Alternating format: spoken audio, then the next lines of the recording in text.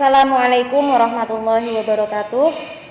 Masih di acara Matsama, Masa Ta'aruf Siswa Madrasah Sanawiyah Miftahul Huda kelas 7. Untuk materi berikutnya yaitu cara belajar efektif saat pandemi. Materi ini akan disampaikan oleh Ibu Zakiyatul Muna, SPD. Waktu dan tempat kami persilahkan. Assalamualaikum warahmatullahi wabarakatuh. Selamat siang anak-anak, masih semangat ya? Senang sekali Bu Zaki bisa bertatap muka dengan kalian secara daring. Nah, ke depan ini Bu Zaki akan menyampaikan materi tentang cara belajar efektif saat pandemi. Nah, tentunya kalian tahu tadi sudah dipaparkan saat pandemi COVID-19 sekarang ini mengharuskan kita beraktivitas, semuanya aktivitas itu di dalam rumah, kecuali kalau memang itu keadaan mendesak yang perlu dilakukan di luar rumah.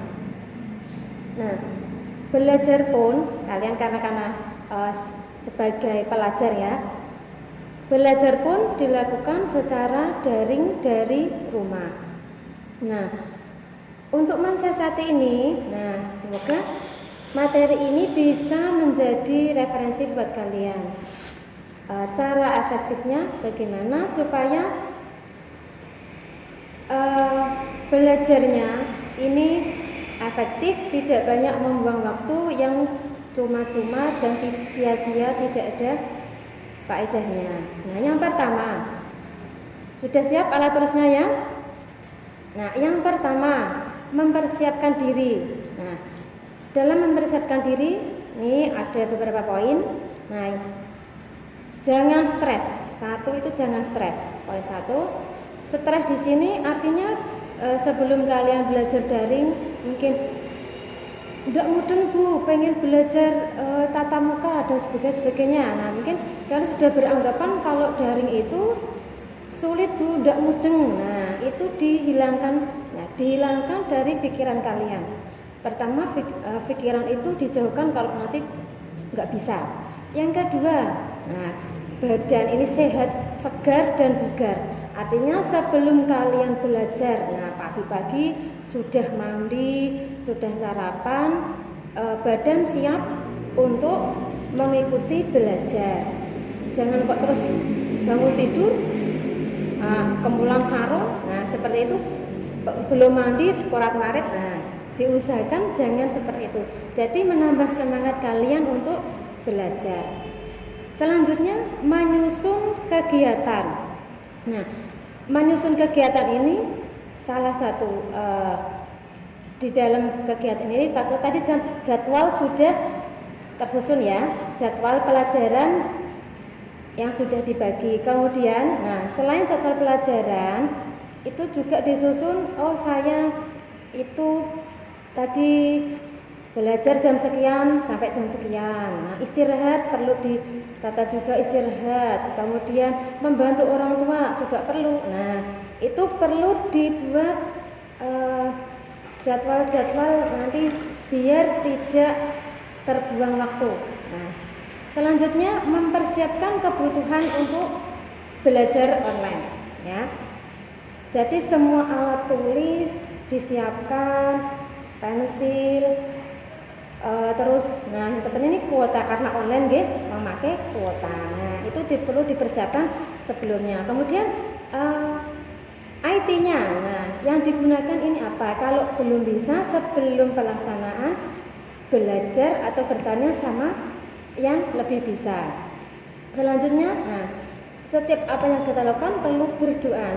Semoga apa yang kita lakukan ini bermanfaat bagi kita dan lingkungan. Selanjutnya, tadi kan satu mempersiapkan diri. Yang kedua, menciptakan lingkungan belajar yang nyaman. Lingkungan belajar yang nyaman ini sesuaikan dengan kalian masing-masing. Lingkungan rumah ya. Misalnya tidak bising ya.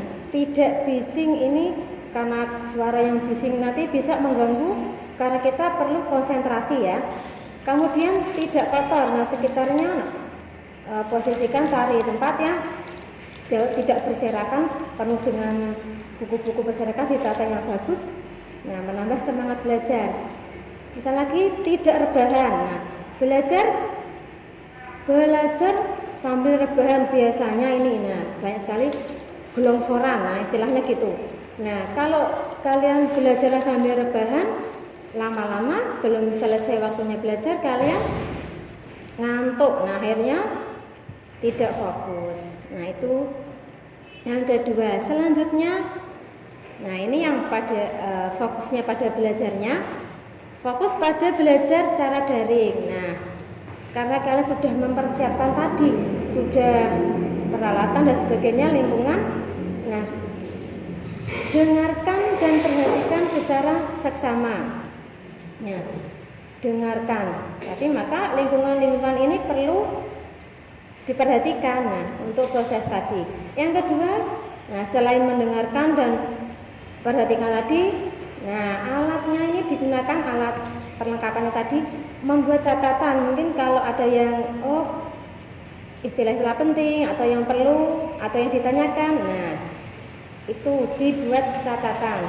Kemudian setelah selesai belajar, usahakan untuk mengulas kembali. Nah, mengulas kembali tadi yang diikuti dalam proses belajar online. Nah, ini yang terpenting kalau kalian itu merasa aku kesulitan ini Bu. Nah, itu bisa meminta bantuan informan yang ada, bisa orang tua, bisa teman, bisa Bapak Ibu guru. Jadi informan ini bisa membantu memfokuskan kalian dalam belajar.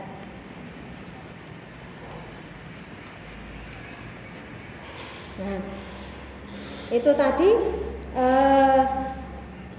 cara-cara belajar efektif saat pandemi.